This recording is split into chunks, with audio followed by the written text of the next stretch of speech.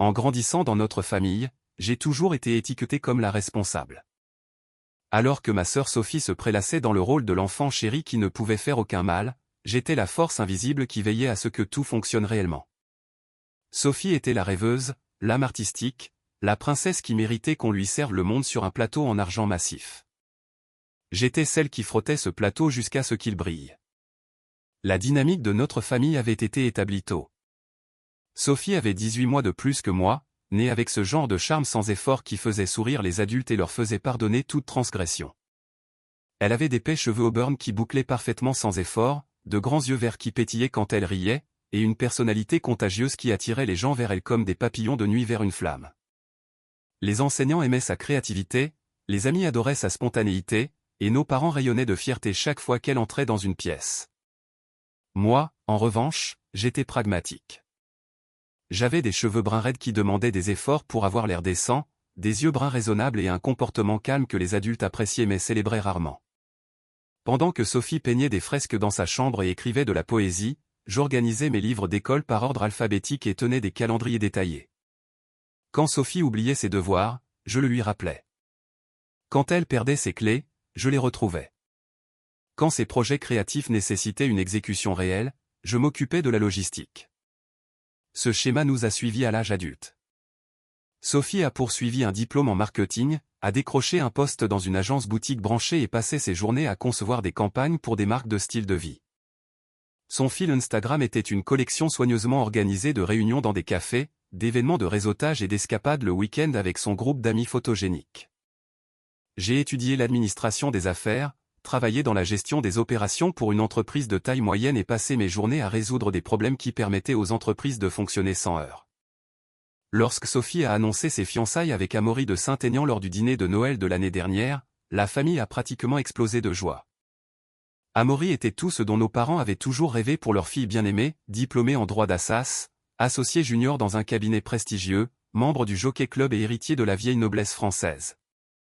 Sa famille possédait des propriétés dans toute la Normandie, maintenait des adhésions dans des cercles sociaux exclusifs et avait son nom gravé sur des bâtiments d'universités prestigieuses. Enfin, avait dit papa, levant son verre de vin pour porter un toast, quelqu'un de vraiment digne de notre Sophie. La planification du mariage a commencé immédiatement, Sophie plongeant dans les tableaux Pinterest et les magazines de mariage avec son enthousiasme caractéristique.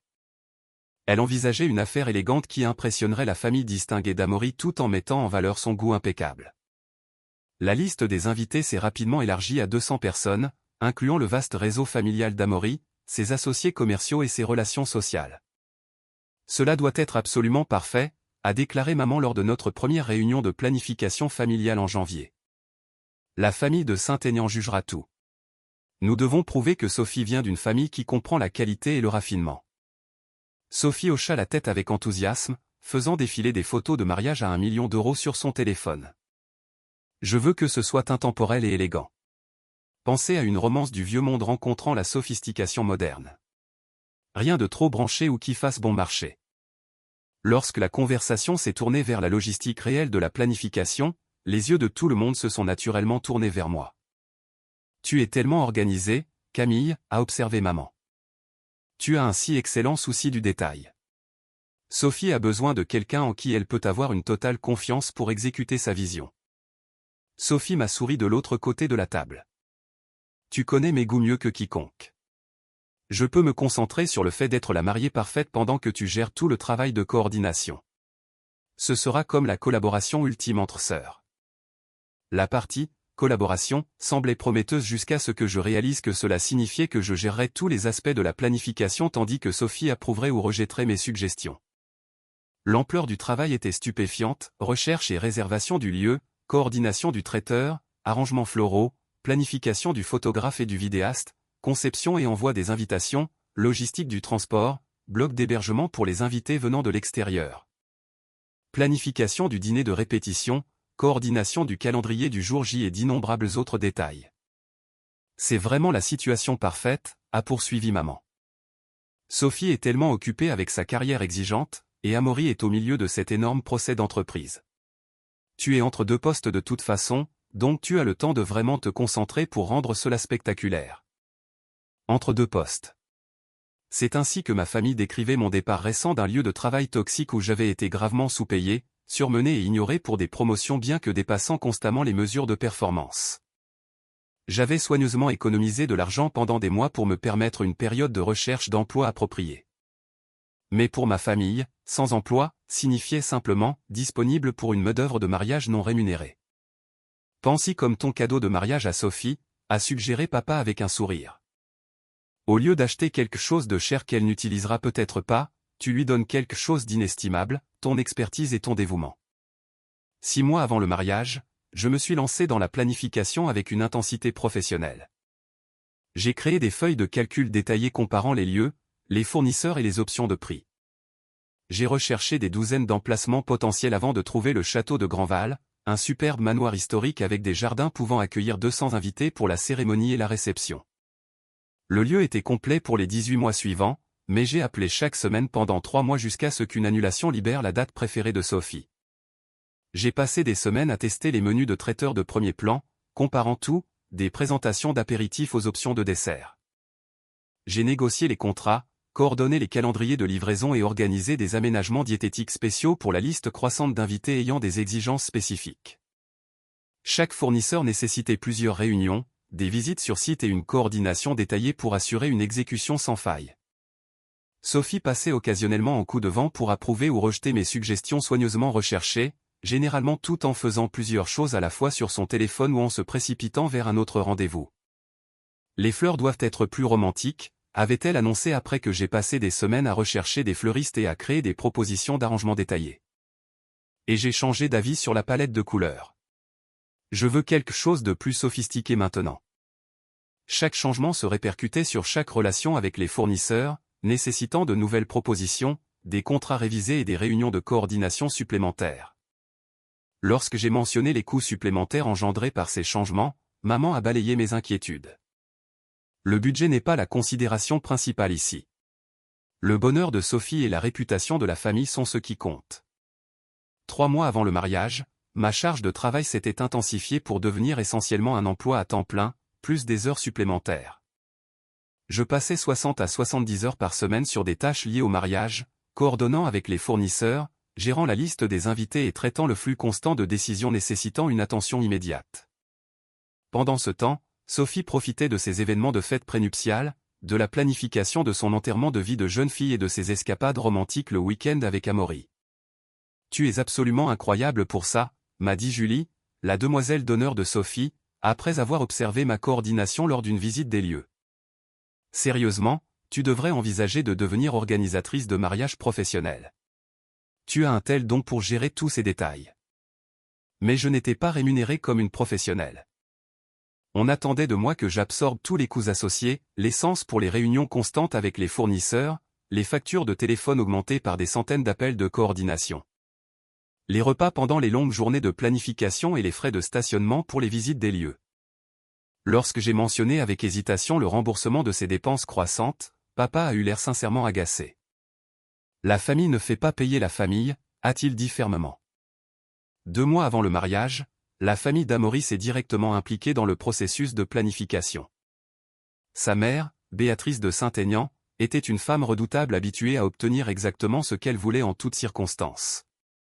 Elle avait des opinions sur chaque aspect du mariage et n'hésitait pas à les exprimer par une série de demandes de plus en plus exigeantes.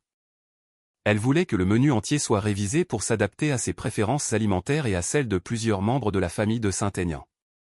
Elle a insisté pour avoir des arrangements floraux supplémentaires pour l'espace de cérémonie, des options d'alcool haut de gamme pour le service de bar et du linge de maison surclassé pour toutes les tables de réception. Chaque demande venait avec l'attente d'une mise en œuvre immédiate. « Gère tout ce dont Madame de Saint-Aignan a besoin », a ordonné maman après la dernière série de modifications de Béatrice. Nous devons absolument faire une excellente impression sur la famille d'Amaury. Leur opinion sur nous affectera le bonheur futur de Sophie. Les demandes de Béatrice nécessitaient de renégocier plusieurs contrats de fournisseurs, de trouver des articles spécialisés dans un court délai et de coordonner avec des fournisseurs qui étaient déjà débordés. Lorsque les coûts supplémentaires ont dépassé 14 000 €, Béatrice m'a regardé avec une satisfaction expectante. « Je suis sûr que la famille de Sophie peut gérer ces petites améliorations », a-t-elle dit avec un sourire qui n'atteignait pas ses yeux. « Après tout, nous voulons que ce soit vraiment mémorable.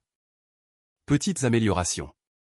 14 000 € de dépenses supplémentaires qui sont devenues d'une manière ou d'une autre ma responsabilité à coordonner et l'obligation de ma famille à financer. Lorsque j'ai essayé de discuter des implications budgétaires avec Sophie, elle a été dédaigneuse. Débrouille-toi, a-t-elle dit, sans lever les yeux de son rendez-vous d'essayage de robe de mariée. Le bonheur de Madame de Saint-Aignan est crucial pour mon mariage. Fais tout ce qu'elle veut. Un mois avant le mariage, Sophie a fait une dépression émotionnelle complète à propos de la situation des robes des demoiselles d'honneur. Elle avait changé d'avis sur les couleurs 3 fois, et maintenant les robes devaient être entièrement recommandées avec une expédition urgente coûteuse. Les 6 demoiselles d'honneur étaient frustrées, la couturière était débordée, et d'une manière ou d'une autre, tout le monde s'attendait à ce que je résolve la crise. C'est ta responsabilité, a sangloté Sophie lors de sa dernière crise. Tu es censé t'assurer que tout soit parfait. Je ne devrais pas avoir à m'inquiéter de ce genre de problème. C'est pour ça que tu t'occupes de la planification. J'ai passé la semaine suivante à travailler 18 heures par jour pour coordonner les commandes urgentes de robes, organiser de multiples essayages dans différents endroits et gérer 6 demoiselles d'honneur de plus en plus irritées qui me blâmaient pour le chaos. Lorsque 2 demoiselles d'honneur ont menacé de quitter complètement le cortège, j'ai dû appeler personnellement chacune d'elles, m'excuser pour des circonstances indépendantes de ma volonté et promettre que tout serait résolu en douceur. 3 semaines avant le mariage, le désastre a frappé lorsque le chef de cuisine du château de Grandval a démissionné sans préavis à la suite d'un différend avec la direction. Le chef remplaçant voulait remanier complètement le menu que nous avions passé des mois à perfectionner, ce qui signifiait de nouvelles dégustations, des contrats révisés, des listes d'aménagements diététiques mises à jour et une coordination avec une équipe de cuisine qui n'avait aucune familiarité avec nos exigences spécifiques. Gère ça simplement, a dit Sophie quand j'ai essayé de l'impliquer dans les décisions cruciales du menu. Tu sais ce que j'aime mieux que quiconque. Je fais entièrement confiance à ton jugement sur les choix alimentaires. Mais lorsque les propositions de menus révisés sont arrivées, reflétant le style culinaire du nouveau chef et les ingrédients disponibles, Sophie a tout détesté. Ce n'est pas du tout ce que j'ai commandé, s'est-elle plainte, examinant les options avec une détresse évidente. La préparation du poulet est trop simple. Les options végétariennes ont l'air ennuyeuses.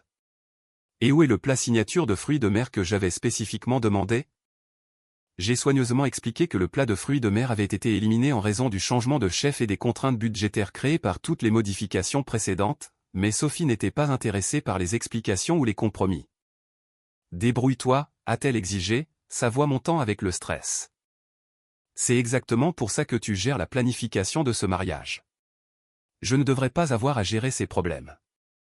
2 semaines avant le mariage, le fournisseur floral a appelé avec des nouvelles dévastatrices. Leur principale installation de culture avait subi d'importants dégâts d'inondation, et environ la moitié des commandes de fleurs élaborées de Sophie étaient tout simplement indisponibles. Cela incluait les pivoines blanches et les roses de jardin qui formaient la base de chaque centre de table, bouquets et décorations de cérémonie. J'ai passé les 3 jours suivants à passer des appels frénétiques à tous les fleuristes dans un rayon de 150 km, essayant désespérément de trouver des fleurs de remplacement qui maintiendraient la vision de Sophie. Les quelques fournisseurs disposant d'un inventaire adéquat facturaient des tarifs d'urgence élevés, et beaucoup ne pouvaient pas garantir les variétés exactes que Sophie avait initialement sélectionnées. Lorsque j'ai finalement localisé des fleurs de remplacement, le coût total était 40% plus élevé que notre prix initial. Sophie était absolument furieuse quand j'ai expliqué la situation. Pourquoi n'avais-tu pas de plan de secours pour ça, a-t-elle exigé. C'est la base de la planification de mariage. Tu aurais dû anticiper les problèmes potentiels et avoir des alternatives prêtes. J'avais anticipé les problèmes. J'avais intégré des plans d'urgence dans chaque aspect de la coordination du mariage. Mais aucune quantité de planification n'aurait pu empêcher une catastrophe naturelle à la ferme florale ou prédire la démission soudaine du chef de cuisine du lieu. 1 semaine avant le mariage, le témoin d'Amaury a appelé avec une autre crise. 3 garçons d'honneur avaient subi des changements de poids significatifs et avaient besoin de tailles de smoking complètement nouvelles. La boutique de vêtements de cérémonie exigeait un préavis minimum de 48 heures pour les retouches, et les mesures devaient être absolument parfaites pour la photographie du mariage. J'ai personnellement conduit pour récupérer les 3 garçons d'honneur, coordonner des rendez-vous d'essayage d'urgence et organiser des retouches urgentes qui ont coûté le triple du tarif normal. Lorsqu'un garçon d'honneur a décidé qu'il n'aimait pas le style de smoking initialement sélectionné et voulait quelque chose de différent. J'ai passé tout un après-midi à négocier avec la boutique pour des remplacements de dernière minute tout en maintenant l'esthétique cohérente du mariage que Sophie exigeait. 5 jours avant le mariage, la compagnie de transport de luxe a appelé avec d'autres mauvaises nouvelles. L'un de leurs bus premium réservés pour le transport du cortège nuptial avait subi une panne mécanique et ne serait pas réparé à temps.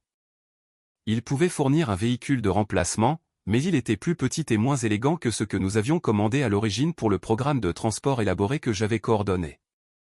La réaction de Sophie a été de l'hystérie pure. Tout s'effondre, a-t-elle crié, faisant les 100 pas dans son appartement en panique. C'est censé être le jour parfait de ma vie. Pourquoi ne peux-tu pas gérer ces simples problèmes de coordination? Simples problèmes de coordination. 6 mois de travail à temps plein non rémunéré gérant des centaines de détails interconnectés pour son mariage de rêve, et chaque crise inattendue était d'une manière ou d'une autre mon échec à gérer des problèmes simples. 3 jours avant le mariage, je survivais avec environ 4 heures de sommeil par nuit, gérant les confirmations constantes des fournisseurs, résolvant les problèmes de dernière minute d'hébergement des invités et essayant de calmer l'anxiété croissante de Sophie. Mon téléphone sonnait continuellement avec des questions, des problèmes et des demandes qui exigeaient une attention immédiate et des solutions créatives. Tu as l'air absolument terrible, a observé maman quand elle m'a vu pendant les préparatifs du dîner de répétition. Peut-être devrais-tu prendre un peu de repos avant le grand jour. Je n'avais pas connu une journée complète de repos en 6 mois. J'avais sacrifié des entretiens d'embauche, des relations sociales, des intérêts personnels et ma propre santé mentale pour m'assurer que le mariage de Sophie serait exécuté sans faille et mémorable pour toutes les bonnes raisons. Le dîner de répétition lui-même était un aperçu de la dynamique familiale. Sophie a prononcé un discours sincère remerciant tous ceux qui avaient contribué à rendre son mariage de rêve possible. Elle a remercié ses demoiselles d'honneur pour leur soutien indéfectible, la famille d'Amaury pour sa générosité et son accueil chaleureux, et nos parents pour leur amour, leurs conseils et leurs contributions financières. Elle n'a jamais mentionné mon nom une seule fois. Après le dîner de répétition, je me suis assise seule dans ma voiture sur le parking du restaurant, fixant l'écran de mon téléphone affichant 17 nouveaux messages concernant la logistique du jour du mariage. Le programme de demain exigeait que j'arrive sur le lieu à 6 heures du matin pour superviser la coordination de l'installation, gérer toutes les arrivées des fournisseurs, coordonner les calendriers de préparation du cortège nuptial et gérer toute crise qui surviendrait inévitablement. Pendant 6 mois, j'avais tout donné, mon temps, mon énergie, mon expertise et ma santé mentale pour rendre le mariage de Sophie absolument parfait. J'avais absorbé des coûts financiers, géré un stress incroyable, sacrifié des opportunités personnelles et dédié ma vie à assurer son bonheur. Et pour ma famille, je restais complètement invisible, juste la personne fiable qui gérait les choses pour que tous les autres puissent s'amuser sans souci.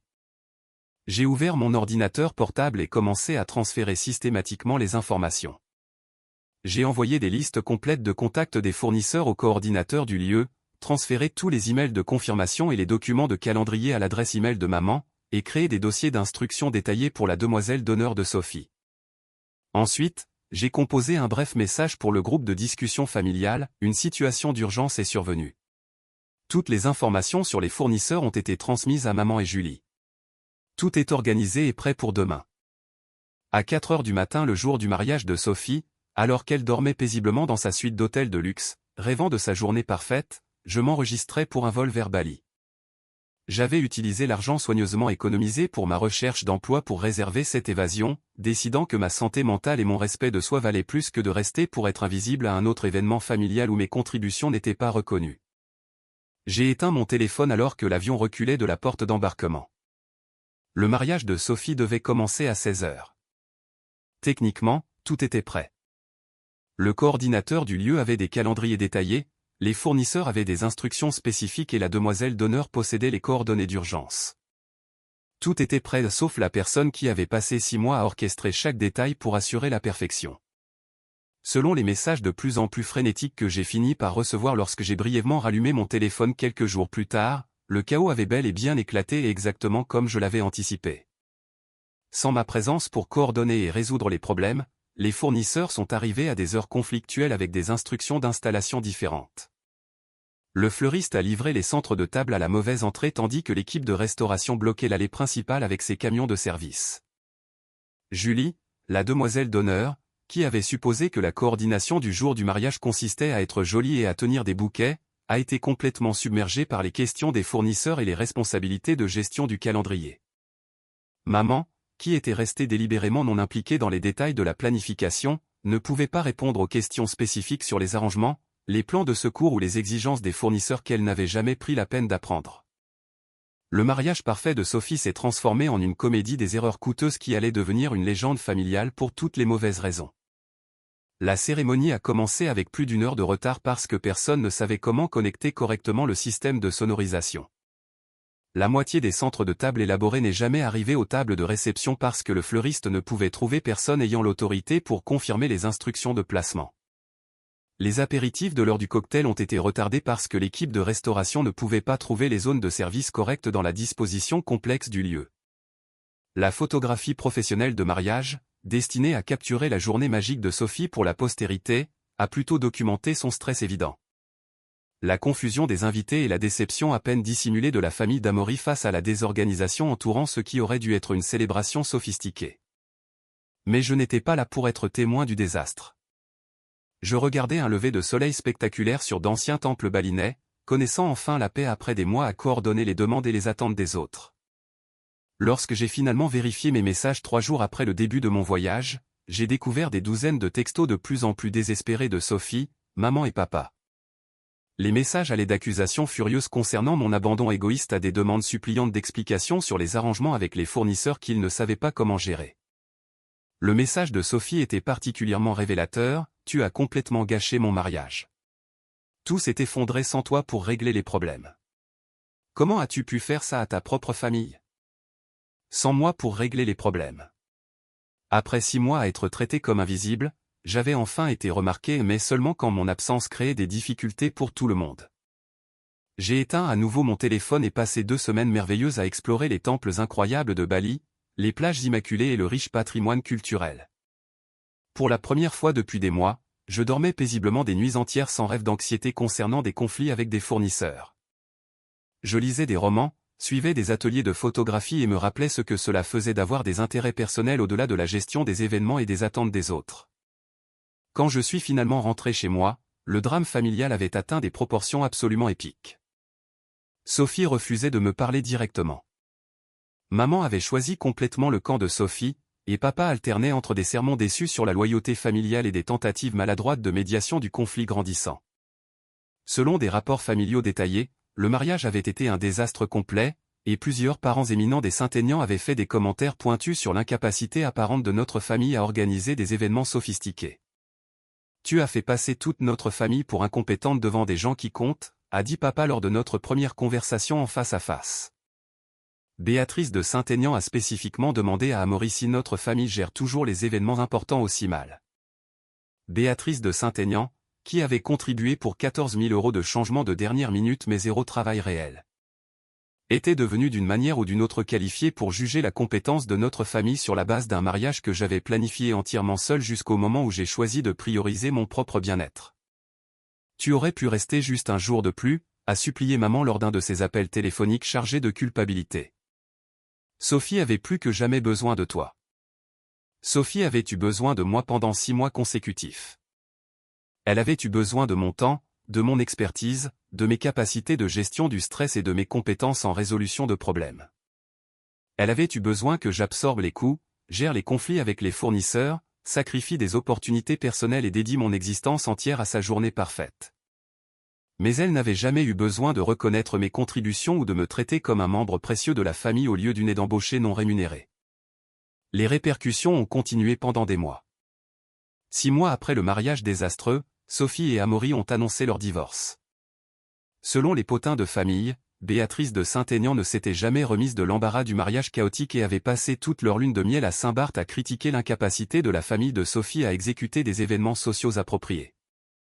Le mariage, apparemment construit davantage sur la gestion de l'image et l'approbation familiale que sur un véritable partenariat, n'a pas pu survivre à l'embarras social et aux tensions familiales continues créées par le désastre du mariage.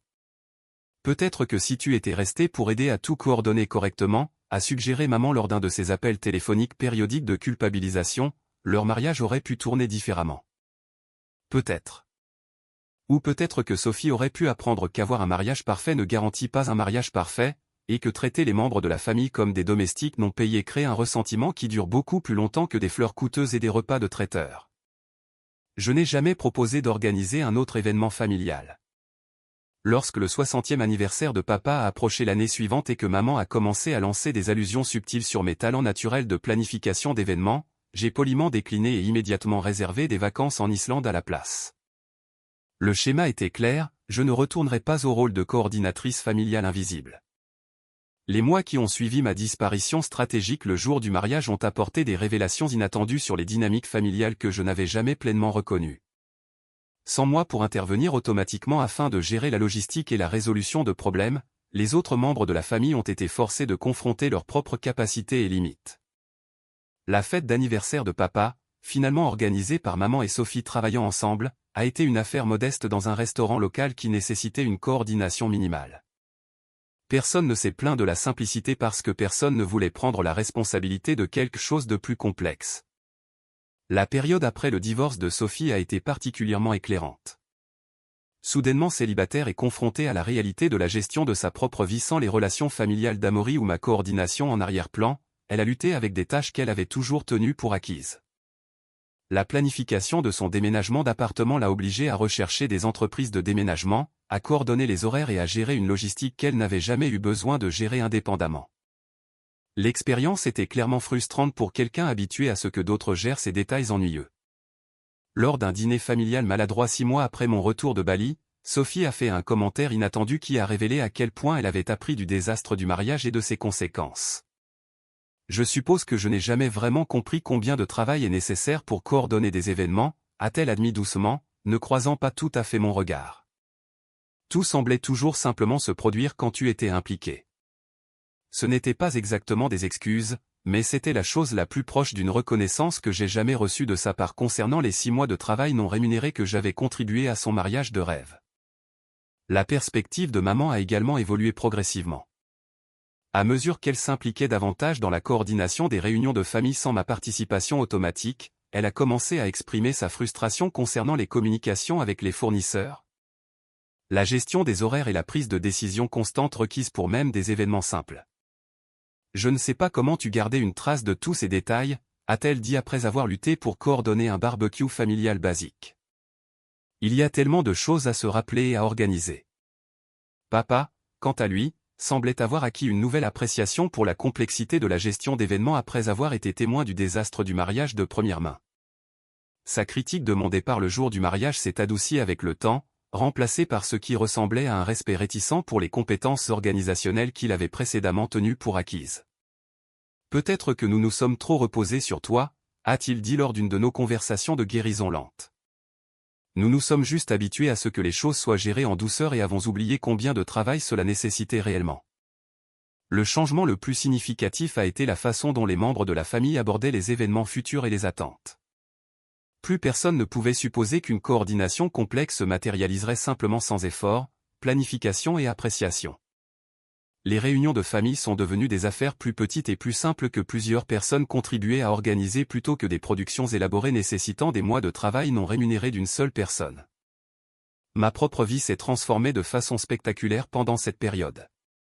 Libéré des obligations et attentes familiales constantes, j'ai pu me concentrer correctement sur ma recherche de carrière. Dans les 3 mois suivant mon retour de Bali, j'avais décroché un poste de directrice des opérations dans une entreprise technologique en pleine croissance qui valorisait les compétences organisationnelles et payait en conséquence. Mon expérience de planification de mariage, ironiquement, m'avait fourni une expertise en gestion de projets qui se traduisait parfaitement dans la coordination d'initiatives commerciales complexes.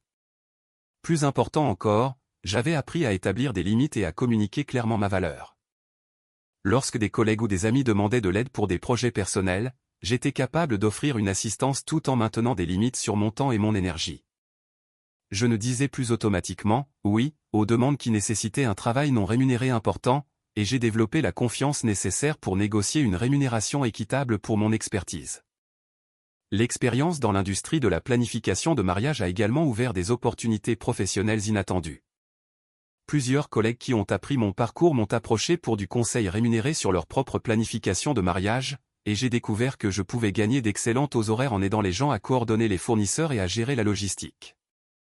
La différence entre être payé professionnellement et être censé travailler gratuitement a créé une dynamique complètement différente où mon expertise était valorisée et appréciée. 1 an après le désastre du mariage, j'ai reçu un appel téléphonique inattendu de Julie, l'ancienne demoiselle d'honneur de Sophie. Elle se fiançait et voulait m'engager comme coordinatrice de mariage professionnel, proposant de payer les tarifs du marché pour des services que j'avais fournis gratuitement à Sophie. Après avoir vu ce qui s'est passé au mariage de Sophie, a-t-elle expliqué, j'ai réalisé combien de compétences et d'efforts une vraie coordination nécessite. Je veux engager quelqu'un qui sait vraiment ce qu'il fait. J'ai accepté le projet et découvert à quel point la planification de mariage pouvait être plus agréable lorsque les clients appréciaient mon expertise et compensaient mon temps de manière appropriée. Le mariage de Julie a été exécuté sans faille, sans stress pour toutes les personnes impliquées, et a abouti à plusieurs recommandations vers d'autres couples qui avaient été témoins de la coordination réussie. 2 ans après ma disparition stratégique, nos relations familiales avaient atteint un nouvel équilibre basé sur des attentes plus réalistes et un respect mutuel. Sophie et moi maintenions un contact cordial mais distant, toutes deux comprenant que notre dynamique avait changé de façon permanente. Elle ne s'attendait plus à une assistance automatique pour ses projets, et je ne me sentais plus obligé de fournir des services non rémunérés aux membres de la famille qui n'appréciaient pas leur valeur.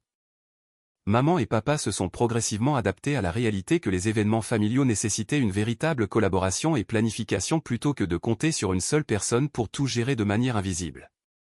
Leurs demandes d'aide sont devenues de vraies demandes plutôt que des suppositions, souvent accompagnées d'offres de partage des coûts et des responsabilités. La leçon la plus puissante de toute l'expérience a été de comprendre la différence entre être serviable et être exploité.